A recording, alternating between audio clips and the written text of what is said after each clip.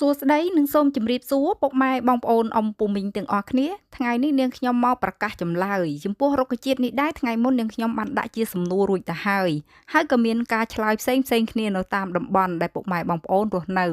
ហើយក្នុងនោះក៏មានបងប្អូនមួយចំនួនគាត់ថាជាផ្កាស្នោហើយខ្លះទៀតក៏ថាជាដង្ហិតខ្មោចខ្លះទៀតក៏ថាជាសណ្ដែកខ្មោចនិងខ្លះទៀតឆ្លើយថាមមែងខ្មោច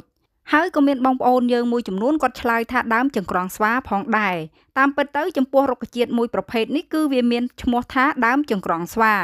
មើលតាមវចនានុក្រមរបស់សម្ដេចសង្ឃជូណាតចង្ក្រង់ស្វាគឺជាតិណជាតិមួយប្រភេទដើមតូច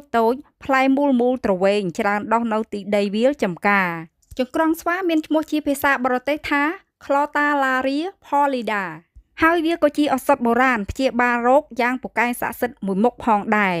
វាកប់នឹងជំងឺឈឺចង្កេះប្រមេះឈឺភ្នែកធ្លាក់សរសេះរសោះអស់កម្លាំងឈឺពោះរាកមួលវិលមុខនិងស្រវាំងភ្នែកជាដើម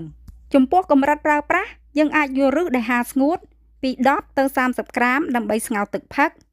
ឬក៏យកផ្នែកគ្រាប់ពី6ទៅ15ក្រាមដើម្បីស្ងោរទឹកផឹកហើយយើងក៏អាចយករុក្ខជាតិទាំងមូលដែលហាលស្ងួតពី6ទៅ18ក្រាមស្ងោរផឹកក្នុងមួយថ្ងៃក៏បានប៉ុន្តែមុននឹងប្រើប្រាស់សូមពិគ្រោះជាមួយនឹងគ្រូពេទ្យឬក៏អ្នកជំនាញខាងឱសថជាមុនដើម្បីជៀសវាងការប្រើប្រាស់រុក្ខជាតិខុសចំពោះរុក្ខជាតិមួយប្រភេទនេះគឺវាមានអត្ថប្រយោជន៍ច្រើនមែនទែនប៉ុន្តែនៅខាងតំបន់ដែលនាងខ្ញុំរស់នៅវាស្ទើរតែផុតពូជអស់ទៅហើយដូចនាងខ្ញុំធ្លាប់រៀបរាប់នៅក្នុងវីដេអូមុនអញ្ចឹងយូរទៅនាងខ្ញុំឃើញមានដុះមួយដើមនៅតាមតំបន់បងប្អូនមួយចំនួនគាត់បាននិយាយថាគាត់អាចយករុក្ខជាតិមួយប្រភេទនេះយកទៅធ្វើជាអន្លក់ឬក៏ធ្វើជាលបាយនំបញ្ចុកផងដែរតែចំពោះនាងខ្ញុំវិញនាងខ្ញុំមិនដែលបានយកទៅធ្វើលបាយនំបញ្ចុកឬក៏ធ្វើអន្លក់នោះទេដោយសារតែតំបន់ដែលនាងខ្ញុំរស់នៅនឹងវាអត់សូវមានរុក្ខជាតិប្រភេទនេះណាមួយពួកគាត់ក៏មិនដឹងថាអាចហូបបានឬក៏អត់នោះទេហើយអ្វីដែលនាងខ្ញុំដឹងគ្រាន់តែថារុក្ខជាតិមួយប្រភេទនេះវាគឺជាឱសថបុរាណយើងអាចយកមកស្ងោរដើម្បីព្យាបាលឈឺចង្កេះក្រិចថ្លោះអីហ្នឹងគឺវាប្រកែស័ក្តិសិទ្ធិណាស់ហើយវាក៏មានការចែងនៅក្នុងសៀវភៅឱសថរុក្ខជាតិកម្ពុជាផងដែរតើពុកម៉ែបងប្អូនអ៊ំពូមីងទាំងអស់យល់ឃើញយ៉ាងណាដែរចំពោះរុក្ខជាតិមួយប្រភេទនេះហើយតើបងប្អូនអាចយកទៅធ្វើអ្វីបានលើសពីនឹងទៀតសូមជួយខមមិននៅខាងក្រោមវីដេអូឲ្យនាងខ្ញុំបានដឹងផង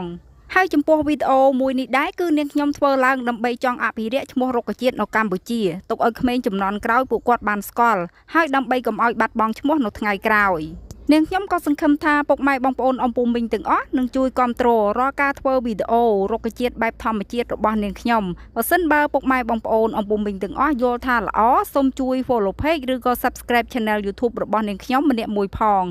ដើម្បីជាកម្លាំងចិត្តឲ្យនាងខ្ញុំផលិតវីដេអូថ្មីបន្តទៀតហើយក៏សូមអរគុណដល់ពុកម៉ែបងប្អូនអ៊ំពូមីងទាំងអស់ដែលខំតាមដានទស្សនាតាំងពីដើមរហូតមកដល់ចប់ជាចុងក្រោយក៏សូមជូនពរឲ្យពុកម៉ែបងប្អូនអ៊ំពូមីងមាទាំងអស់ជួបតែសំណាងល្អនិងមានសុខភាពល្អចាំជួបគ្នានៅវីដេអូក្រោយៗទៀតអរគុណនិងសូមជម្រាបលា